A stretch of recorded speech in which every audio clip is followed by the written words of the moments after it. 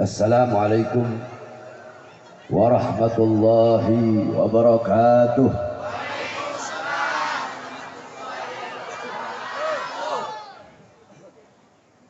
Alhamdulillahil qawi sultanuh الواضح البرهان المبسوط في الوجود كرامه وإحسانه. اللهم صل وسلم وبارك وكرم وعظم على نور الأنوار وسر الأسرار وترياك الأخيار ومفتاح باب اليسر سيدنا ومولانا محمد المختار وآله الأطهار وأصحابه الأخيار عدد نعم الله وإفضاله. أما بعد.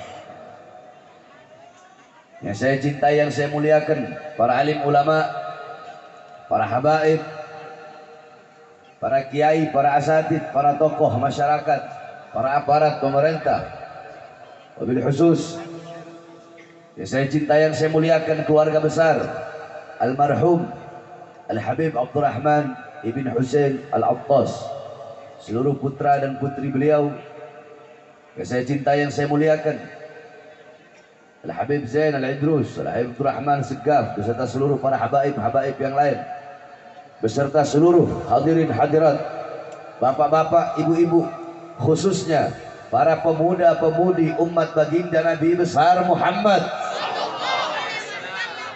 yang selalu dimuliakan oleh Allah Subhanahu wa taala. Saudara-saudara sekalian yang dimuliakan oleh Allah, kita duduk pada malam hari yang mulia ini dalam rangka haul daripada Habib Abdurrahman bin Husain Al-Attas, yang dimana acara haul ini diadakan, diselenggarakan oleh anak-anak yang beliau tinggalkan. Saudara-saudara sekalian yang dimuliakan oleh Allah Subhanahu wa taala, kita diundang oleh Said Muhdar beserta seluruh keluarganya dalam rangka haul ayahandanya. Ini adalah bukti bahwasanya anak-anak yang ditinggalkan oleh almarhum adalah anak-anak yang soleh dan soleha. Kenapa? Karena anak-anak yang ditinggalkannya mengundang kita semua duduk di ini majelis untuk mendoakan orang tuanya yang telah meninggal dunia, mendoakan abahnya yang telah meninggal dunia. Ini adalah bukti bahwasanya berbakti kepada orang tua bukan hanya semasa hidup orang tua kita saja, tetapi berbakti kepada kedua orang tua walaupun orang tua kita telah wafat, walaupun orang tua kita telah meninggal dunia, tetap kita sebagai anak wajib untuk berbakti kepada kedua orang tua kita. Bagaimana cara kita berbakti kepada bapak kita atau kepada ibu kita yang telah meninggal dunia?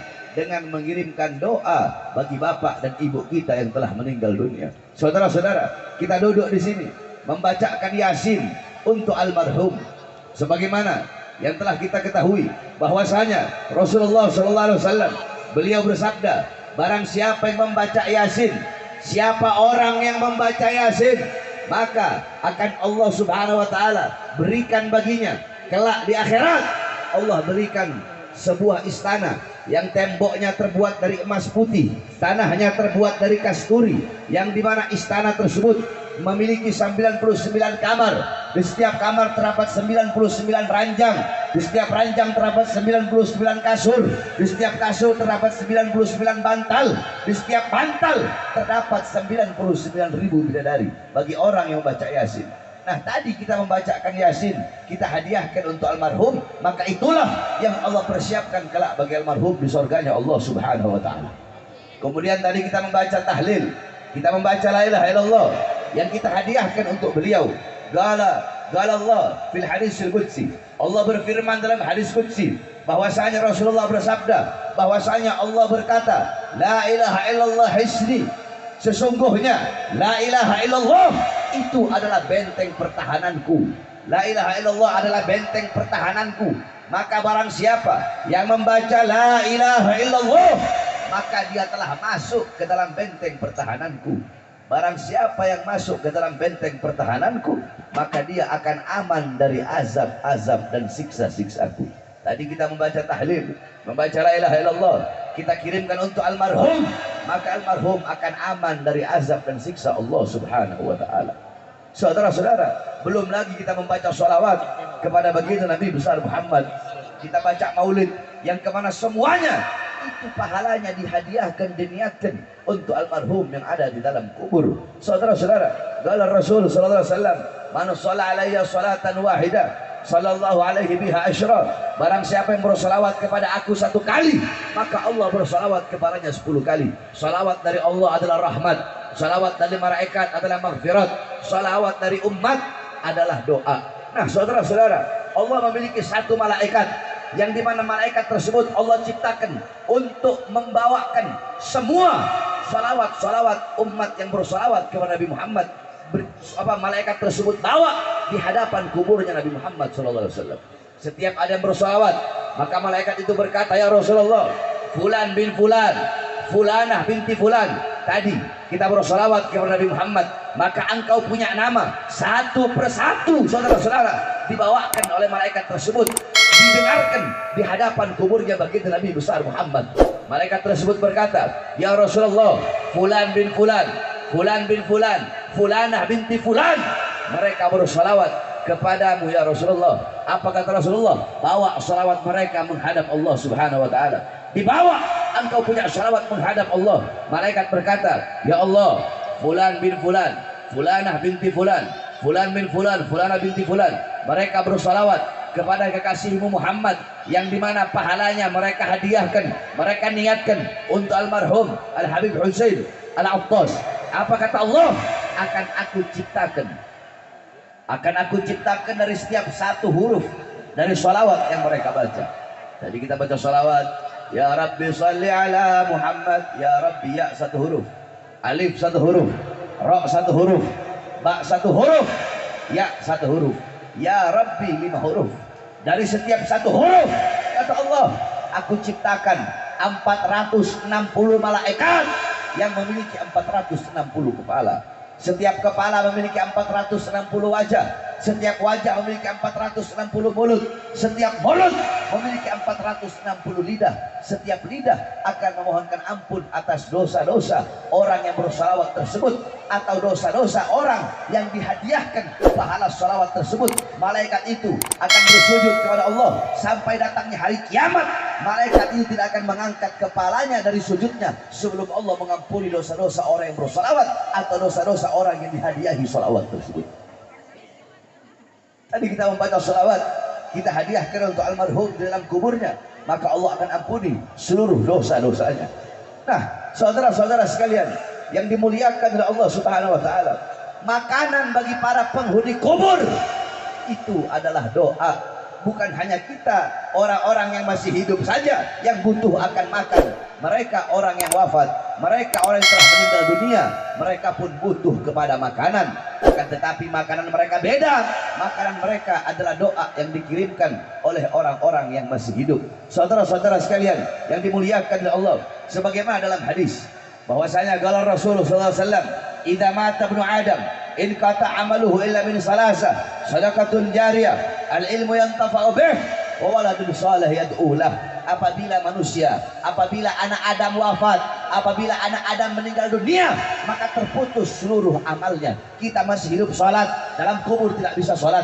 Kita masih hidup puasa, dalam kubur tidak bisa puasa. Kita masih hidup haji, dalam kubur kita tidak bisa haji. Akan tetapi jikalau kita hidup meninggalkan 3 amal ini, maka walaupun kita wafat, walaupun kita meninggal dunia, walaupun jasad kita hancur, walaupun jasad kita terkubur, walaupun nama kita terpampang di batu nisan, akan tetapi pahalanya akan terus mengalir sampai datangnya hari kiamat. Kita akan mendapatkan pahala yang tidak berhenti mengalir sampai datangnya hari kiamat. Apa 3 amal tersebut? Salah satunya doa seorang anak soleh, doa anak soleh, doa anak yang soleha, doa seorang anak yang alim dan alimah, abid dan abidah, yang dimana anak tersebut mendoakan kedua orang tuanya, yang dimana pahala anak mendoakan kedua orang tuanya akan mengalir walaupun orang tua yang telah wafat, walaupun orang tua yang telah meninggal dunia, pahalanya akan mengalir terus sampai datangnya hari kiamat. Saudara-saudara sekalian yang dimuliakan oleh Allah Subhanahu wa taala, diceritakan bahwasanya ada seorang alim, seorang ulama besar, yang dimana beliau bermimpi. Di dalam mimpinya beliau melihat penghuni kubur sedang berebutan makanan, yakni makanan mereka adalah doa. Kemudian ada satu penghuni kubur yang tidak ikut berebutan, saudara-saudara. Sebagaimana penghuni kubur yang lain, ketika mereka berebutan, ini penghuni kubur tidak berebut. Kemudian ini orang alim bertanya, ya fulan, kenapa engkau tidak berebut makanan sebagaimana teman-teman penghuni kuburmu yang lain mereka berebut makanan? Apa kata itu orang? Untuk apa aku berebut makanan? Mereka berebut Al-Fatihah, mereka berebut doa, karena mereka tidak punya anak-anak soleh dan soleha yang mendoakan mereka. Sehingga kalau ada yang mengirimkan Fatihah, Al-Fatihah ila arwahil muslimina wal muslimat wal mu'minina wal mu'minat, seketika mereka berebut makanan tersebut. Aku tidak berebut, aku tidak ikut-ikutan berebutan makanan, karena aku meninggalkan anak yang soleh yang setiap saat mengirimkan aku doa, sehingga aku tidak perlu berebut sebagaimana mereka berebut makanan tersebut. Bangun ini orang alim tadi, dia mencari tahu, ternyata anak daripada seorang ahli kubur yang tidak berebut makanan tadi, anaknya adalah seorang penjual kue. Kemudian ini orang alim melihat orang tersebut, anak tersebut sedang menjual kue, kemudian dia sedang menggerakkan bibirnya. Itu orang alim bertanya, apa yang sedang engkau lakukan? Engkau menjual kue, tapi engkau sambil menggerakkan engkau punya bibir. Kemudian penjual kue tersebut berkata, aku menggerakkan bibirku, yaitu aku sedang mendoakan, mengirimkan doa untuk orang tuaku yang telah wafat dan telah meninggal dunia. Beberapa saat kemudian itu orang alim, dia mimpi lagi. Ini orang yang tadinya, ini orang yang awalnya tidak ikut berebut makanan, tiba-tiba dia ikut berebut makanan sebagaimana teman-temannya yang lain berebut makanan, yakni berebut Al-Fatihah, berebut doa dari orang-orang yang masih hidup. Kemudian ini orang alim bertanya, ya fulan, beberapa saat yang lalu ketika aku bermimpi melihat engkau tidak berebut makanan, akan tetapi sekarang kenapa engkau berebut makanan? Apa kata itu orang?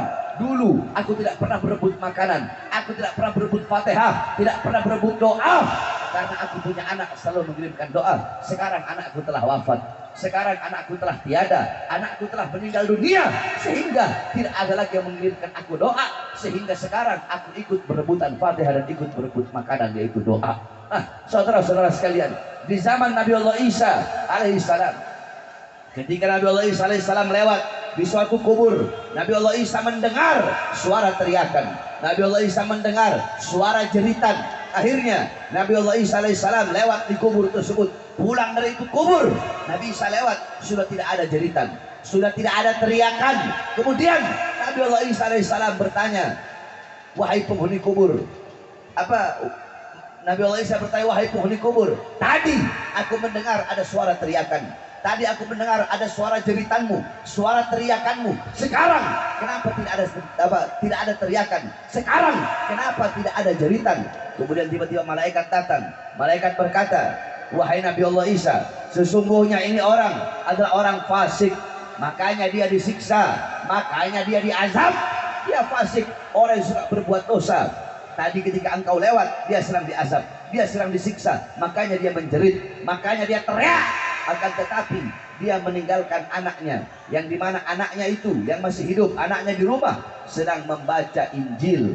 Karena anaknya membaca Injil, makanya Allah angkat azab, Allah angkat siksa, dan Allah gantikan dengan rahmat. Saudara-saudara, itu anak yang membaca Injil, orang tuanya dalam kubur mendapatkan rahmat. Maka bagaimana kalau anak-anak kita yang masih hidup membaca Quran, mengirimkan ayat-ayat Quran, mengirimkan zikir, tahlil, tahmid, tasbih, takbir, tabjid, dan salawat bagi kita jikalau nanti kita meninggal dunia. Oleh karenanya, saudara-saudaraku sekalian yang dimuliakan oleh Allah Subhanahu wa taala, mumpung engkau masih hidup, jangan kalian ngarep. Kalian mau ngarep, nanti saya berharap saya punya anak saya bakal kirimkan doa buat saya, anak saya bakal ngadain haul saya tiap tahun, anak saya bakal ziarah ke kubur saya, anak saya bakal membacakan Yasin tiap malam Jumat, anak saya tiap habis sholat akan ngirim Fatihah. Jangan engkau berharap engkau punya anak seperti itu kalau engkau masih hidup,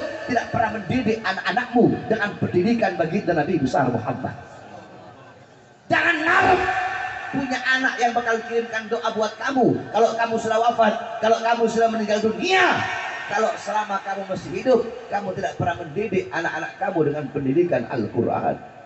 Oleh karenanya, didik anak-anak kalian dengan pendidikan Nabi Muhammad, agar kelak anak kalian menjadi tabungan bagi kalian, anak kalian menjadi ladang pahala yang tidak berhenti pahalanya sampai datangnya hari kiamat. Didik anak-anak kalian pendidikan Nabi Muhammad, ajarkan anak-anak kalian tentang Al-Quran. Kalian bapak-bapak zaman sekarang, kita orang tua zaman sekarang, bapak-bapak zaman sekarang, pagi, siang, sore, malam cari nafkah, cari uang. Untuk apa? Untuk memberi makan jasmani anak-anaknya, untuk memberi makan badan anak-anaknya. Tetapi bapak-bapak zaman sekarang, mereka lupa untuk memberi makan jiwa dan hati anak-anaknya. Apakah kalian pikir kewajiban kalian sebagai orang tua hanya memberi makan jasmani anak saja? Kalian pikir kewajiban kalian sebagai orang tua bikin anak, anak lahir, cari uang, kasih makan, udah cukup sampai di situ? Kalau kewajiban kalian sebagai orang tua hanya sebatas memberi makan anak saja, maka tidak ada beda kalian dengan binatang. Kalian belum bangun, binatang udah bangun lebih dulu cari uang. Binatang udah bangun lebih dulu cari makan untuk anak-anaknya.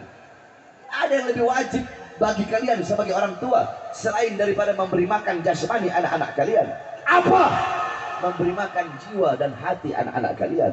Apa makanan jiwa? Apa makanan hati? Makanan jiwa, makanan hati adalah ilmu. Hati 3 hari tidak kena ilmu, hati menjadi mati. Maka tanyakan kepada diri kita sebagai orang tua, telah berapa lama kita menjadi sebab hati anak-anak kita mati, sehingga anak-anak kita buta Islam, buta iman, buta Al-Quran. Banyak ibu-ibu zaman sekarang, kalian ibu-ibu zaman sekarang, kalian tahu di mana letak kursi kalian, kalian tahu di mana letak make up kalian, kalian tahu di mana letak TV kalian, kalian tahu di mana letak kasur kalian, tapi kalian tidak tahu di mana letak anak-anak perempuan kalian ketika malam. Kalian ibu-ibu zaman sekarang, emas, intan, permata, berlian, perhiasan, uang, kalian kunci rapat-rapat dalam lemari, kalian masukkan berangkas, kalian kunci, takut diambil orang, takut dicuri orang, takut dicolong orang. Emas, intan, perhiasan, uang, kalian kunci rapat-rapat. Tapi kenapa anak-anak perempuan kalian umbar seperti binatang? Saudara-saudara, Al-Imam Ali bin Abi Thalib dan Sayyidatuna Fatimatus Zahra, beliau punya rumah, setiap malam rumah beliau selalu gelap. Orang-orang berkata, ya Imam, ya Ali, ya Fatimah, apakah kalian tidak punya lentera? Apakah kalian tidak punya lampu? Apa jawab beliau? Tidak, kami punya lentera, kami punya lampu. Akan tetapi setiap malam kami matikan lampu di rumah kami matikan lentera di rumah kami, agar orang-orang yang lewat tidak bisa melihat walaupun sekalipun bayangan daripada anak-anak perempuan kami. Bayangan anak perempuannya tidak rela dilihat, bayangan anak perempuannya tidak ridho dilihat, gak rela dilihat oleh orang-orang yang lewat, apalagi wujud daripada anak-anak perempuannya. Kita orang tua zaman sekarang, anak-anak perempuan kita umbar seperti binatang. Oleh karenanya saudara-saudara sekalian yang dimuliakan oleh Allah, jikalau engkau pengen punya anak yang soleh, punya anak yang soleha, punya anak yang alim, punya anak yang alimah, punya anak yang menjadi tabungan, punya anak yang bisa membawa engkau nanti di surganya Allah, tidak ada cara lain. Adibuhum wa'allimuhum, ajarkan mereka, didik mereka. Pendidikan dan pengajaran baginda Nabi besar Muhammad SAW. Awas, jangan kalian pikir anak tidak bisa menjadi sebab kalian masuk dalam neraka. Jangan engkau berpikir seperti itu. Anak bisa menjadi sebab kalian yang tadinya mau masuk surga jadi masuk ke dalam nerakanya Allah. Kalian menjadi orang-orang yang rugi, kalian menjadi orang-orang yang celaka, karena di dunia lalai mendidik anak-anak kalian, lupa mendidik anak-anak kalian. Kelak di akhirat, ketika si orang tuanya, bapaknya, ibunya ahli sholat, ahli agama, ahli ibadah, ahli puasa, nanti mau dimasukkan ke surga, tiba-tiba anaknya datang, ya Allah, orang tuaku masuk surga, sedangkan aku masuk neraka. Ya Allah, ketahuilah dulu aku, orang tuaku, bapakku, ibuku sibuk beribadah, tetapi tidak pernah mengajarkanku tentang ibadah.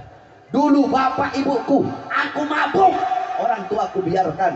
Mataku bermaksiat, mataku memandang perkara-perkara yang haram, orang tuaku biarkan. Aku nyolong, orang tuaku biarkan. Aku berzina, orang tuaku biarkan. Aku pakai celana pendek, orang tuaku biarkan. Aku lepas jilbab, orang tuaku membiarkan. Sehingga aku jadi rusak, aku jadi bejat, aku jadi biadab, aku jadi ahli maksiat.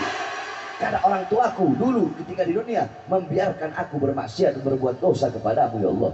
Akhirnya yang tadinya orang tuanya mau masuk ke dalam surga, dua-duanya orang tua dan anak dibawa oleh Allah, dimasukkan ke dalam nerakanya Allah Subhanahu wa taala. Oleh karenanya, sekali lagi saudara-saudaraku sekalian yang dimuliakan oleh Allah, bukankah dalam Al-Qur'an Allah berfirman, "Qu anfusakum wa ahlikum nara." Jagalah dirimu, jagalah keluargamu, jagalah anak-anakmu, jagalah cucumu, jagalah orang-orang terdekatmu dari nerakanya Allah.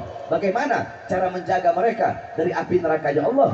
Ajarkan mereka, didik mereka dengan pendidikan Nabi Muhammad. Masukkan anakmu ke madrasah-madrasah Islam agar mereka mengenal siapa Allah, siapa Rasulullah, apa itu iman, apa itu Islam, apa itu ilmu, apa itu amal, wara, khauf, ikhlas, sabar, zuhud, takwa.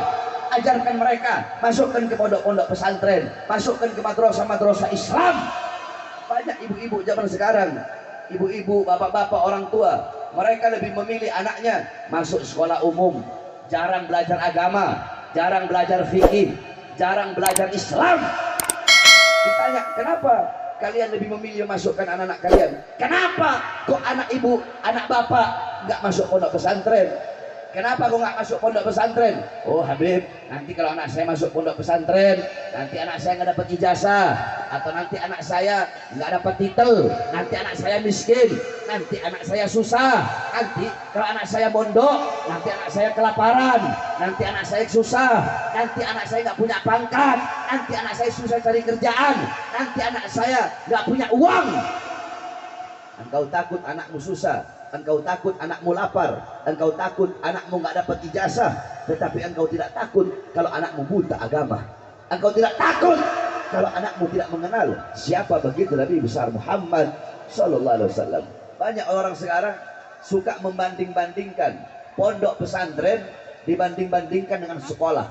Seakan-akan sekolah lebih utama, sekolah umum lebih bagus daripada pondok-pondok pesantren. Saudara-saudara, jangan pernah kalian membanding-bandingkan sekolah biasa dengan pondok pesantren. Saya tanya semuanya, jawab yang keras. Di luar sana, yang paling banyak yang mabuk mereka dulu pondok atau sekolah? Pondok apa sekolah? Yang paling banyak jadi pelacur mereka dulu pondok apa sekolah? Yang paling banyak narkoba dulu mereka pondok apa sekolah? Pondok apa sekolah? Yang paling banyak koruptor, yang paling banyak korupsi, yang paling banyak nyolong uang rakyat mereka dulu pondok apa sekolah? Pondok apa sekolah? Berarti mana yang lebih bejat? Mana yang lebih bejat? Pondok apa sekolah? Mana yang lebih buruk? Pondok apa sekolah? Jangan pernah membanding-bandingkan pondok pesantren dengan sekolah. Ada anak sekolah sekarang SD udah zina, SD laki perempuannya udah zina, SMP zina, SMA melahirkan dalam kelasnya, saudara-saudara. Oleh karenanya didik anak-anakmu dengan pendidikan agama. Bukan berarti dunia nggak penting, penting. Didik anakmu, silahkan masukkan anakmu ke dalam sekolah-sekolah umum. Akan tetapi yang lebih penting, yang lebih wajib, yang lebih utama, yang harus lebih engkau dahulukan, itu mendidik anak-anakmu dengan pendidikan baginda Nabi besar Muhammad Sallallahu Alaihi Wasallam. Oleh karenanya, saudara-saudara sekalian yang dimuliakan oleh Allah Subhanahu Wa Taala, sekali lagi intinya bahwasanya dengan adanya peringatan haul ini membuktikan bahwasanya kita semua duduk di sini menjadi saksi, anak-anak yang ditinggalkan oleh almarhum dan almarhumah adalah anak-anak yang soleh dan anak-anak yang solehah. Bahwasanya berbakti kepada kedua orang tua tidak sebatas ketika orang tua masih hidup saja, tetapi walaupun orang tua kita telah meninggal dunia, tetap kita sebagai anak memiliki kewajiban untuk berbakti kepada kedua orang tua kita. Mudah-mudahan kita yang dimana orang tua kita, bapak atau ibu kita yang telah wafat, yang telah meninggal dunia lebih dulu, mudah-mudahan Allah ampuni seluruh dosa-dosanya. Allah berikan rahmat dan kasih sayangnya. Allah Subhanahu wa taala luaskan kuburnya. Allah Subhanahu wa taala jadikan kuburnya taman daripada taman-taman surga, dan kelak di akhirat Allah bangkitkan bersama baginda Nabi besar Muhammad sallallahu alaihi wasallam. Amin amin ya rabbal alamin. Rabbi fanfa'na bi barakatihim wa ahdil husna bi hurmatihim wa amitna fi dari